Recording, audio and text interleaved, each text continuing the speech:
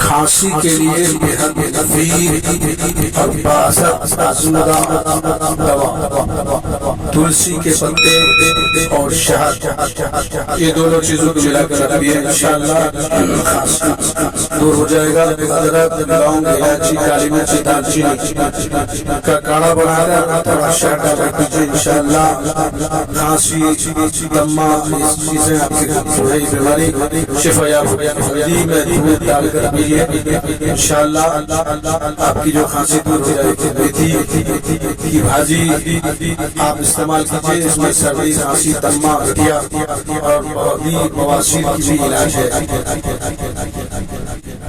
खांसी के लिए बेहद मुफीद और बासत आज़मदा दवा तुलसी के पत्ते और शहद, ये दोनों चीजों को मिलाकर रखिए, इंशाअल्लाह